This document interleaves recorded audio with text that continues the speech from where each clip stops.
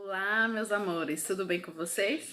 Bom, hoje a tia Renata vai falar sobre um outro remédio natural, que é a água. Bom, a água vocês já conhecem, né? Nós encontramos ela em três propriedades físicas: líquida, sólida e gasosa, né? Na líquida, a gente bebe ela, né? Ingere ela através do suco, enfim, da água pura mesmo. A sólida, como exemplo, nós temos os cubinhos de gelo, né? A gente coloca a água naquela plaquinha de cubo, coloca no congelador e vira gelo. Então, ficando aí em estado sólido. E gasosa, nós temos como exemplo, por exemplo, colocar água para ferver. Então, se a gente colocar água para ferver, vai chegar um momento que essa água vai começar a evaporar. É nesse momento que começam a fazer aquelas bolinhas na água. Não sei se vocês já conseguiram ver aí em casa enquanto a mamãe fazia alguma coisa na cozinha, certo? Mas lembrando que para poder observar esses detalhes, você tem que estar acompanhado de um adulto, tá certo? E tem algumas características, né? A água ela é incolor, que ela não tem cor, né? Água pura, eu tô falando, não é incolor, não tem cor. É inodora, não tem cheiro e é insípida, não tem sabor. Mas claro que, como ela é um solvente universal, se você adicionar água, se você adicionar sal, ela vai criar um sabor. Se você colocar corante, ela vai criar uma cor, né? Então são observações assim a serem feitas, coisas que vocês podem até experimentar em casa, tá bom? Se tratando disso, de água, eu vou falar um pouquinho mais sobre a questão da ingestão de água, já que ela é um remédio natural, né? Enviado por Deus para cuidarmos da nossa saúde. Bom, começamos pelo corpo. O nosso corpo ele é constituído de 70% de água. E a água é o componente principal, tá? Do sangue, né? Então ele ajuda aí no transporte de nutrientes, no transporte de oxigênio, enfim. E um detalhe, se o nosso corpo ficar com 20% a menos de água, o nosso corpo pode parar de funcionar, hein? É uma observação bem importante. O nosso corpo precisa de água para quê? Não sei se vocês já sabem, mas precisa de água para resfriar, fazer limpeza e manter o equilíbrio do nosso corpo. Por exemplo, quando a mamãe ou você mesmo vai lavar os pratos, depende da quantidade de pratos, você vai precisar de bastante água. Mas já pensou? Quando nós temos lá uma pia cheia de pratos e nós temos só um pouquinho de água, pronto, quando falta água, a gente tem uma dificuldade, né, de lavar os pratos só com a água que tá lá na reserva, para quem não tem caixa d'água, né? Tá na reserva da bacia, do baldinho, tem uma dificuldade tremenda, né, para higienizar esses pratos. Pronto, bem assim é o nosso corpo. Se a gente consome menos que o necessário diariamente, a gente vai estar restringindo, né, o nosso corpo em relação ao papel da água para o nosso organismo, não é mesmo? Então, gente, tem que beber água, hein? Bebe água. Bebe água quando vai fazer exercício físico, antes, durante e depois. Em casa também, assim que acordar. Antes das refeições, tipo 30 minutos antes das refeições, tá ok? Aí você pode dizer, mas professora, se a gente for beber um suco de caixinha, tomar um refrigerante ou qualquer outro líquido, todos eles têm água no seu componente. Sim, tem, mas no entanto tem outras coisas aí, outras substâncias, né, que diminuem o valor da água. Por exemplo, o refrigerante, o suco de caixinha, ele é rico em açúcar. E açúcar, como vocês sabem, sim, em grande quantidade, né? Se vocês tomarem muito suco de caixinha misturado com outros tipos de alimentação ricas em açúcar, vocês podem adquirir um diabetes ou até mesmo auxiliar aí no ganho do peso, né? Ficar mais fortinho, de forma indesejada. Sem falar que tem a questão também do fósforo, da quantidade de fósforo. Vocês vão ver lá na caixa o nome fósforo, aí tem lá a porcentagem. Pronto. Ele vai esgotar os níveis de cálcio no corpo. E cálcio você sabe que é importante no fortalecimento dos ossos, né? Então, aí pode enfraquecer os ossinhos. Então, o adequado mesmo para se hidratar é água pura. A água lá do filtro, do bebedouro, certo? Ou quem não tiver essas opções, pode ferver a água e deixar esfriar e depois tomar, né? Tá bom? Tem um detalhe também bem interessante. Quando a gente sente sede, de repente a gente tá fazendo alguma coisa em casa, ou tá na escola, em algum ambiente, e dá uma sede quer beber água. O que é que acontece? A sede. Bom, na verdade, o nosso corpo já estava precisando de água antes mesmo dele dar um sinal. Em crianças e em idosos, esse sinal vem mais tarde do que jovens e jovens adultos, certo? Então, assim, não tem que esperar dar sede para poder beber água. Você tem que estar ingerindo água. Lembrando que essa ingestão não deve ser demasiada. Por exemplo, eu não bebi água a manhã toda, à tarde vou lá, de uma vez só, pego uma garrafinha de 500 ml e tomo a água todinha da garrafinha. Não pode, gente. Não pode, tá? Até porque os rins, por exemplo, né? Citar um exemplo. Os rins, ele precisa filtrar esse líquido que chega lá. E se você manda de vez toda essa água para o organismo, aí fica mais difícil o processo de filtração.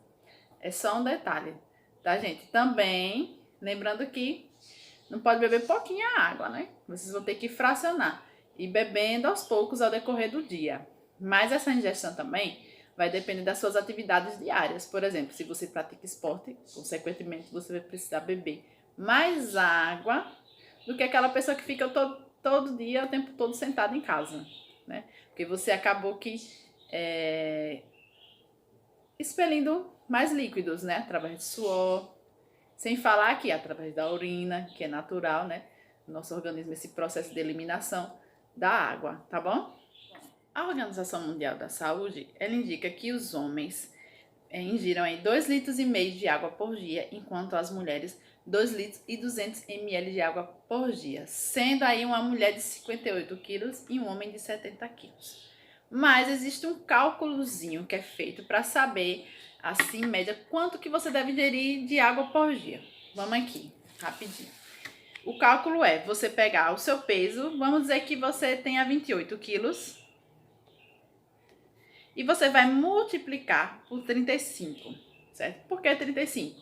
Porque eles indicam que você precisa de 35 ml por quilo, certo? Então, vamos fazer a conta. Eu vou pegar aqui um outro celular e usar a calculadora para fazer esse cálculo. Então, eu coloquei aqui de 28 quilos, 28 vezes os 35 que, né, foram ditos segundo a teoria. Então, você vai precisar aí 980 ml de água, tá? Fica a dica pra mamãe, fica a dica pra você, fica a dica pro papai. Espero que a mamãe, o responsável, alguém esteja assistindo junto com você para poder fazer esse cálculozinho e poder acompanhar a sua ingestão de água, tá?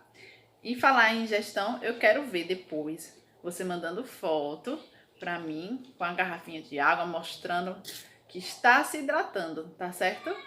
E também vocês podem fazer uma planilhazinha, né, de quanto de água que vocês beberam. Vocês vão lá, pede pro papai fazer o cálculo e aí você vai consumindo essa quantidade necessária por dia e manda pra mim, tá? A família toda pode acompanhar nisso.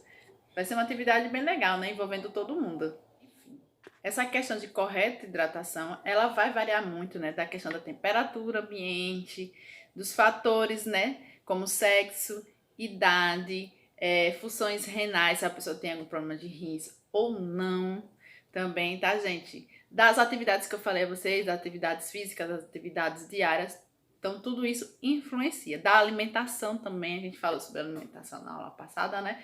Então, pode ser um complemento aí da hidratação através de, por exemplo, frutas, né?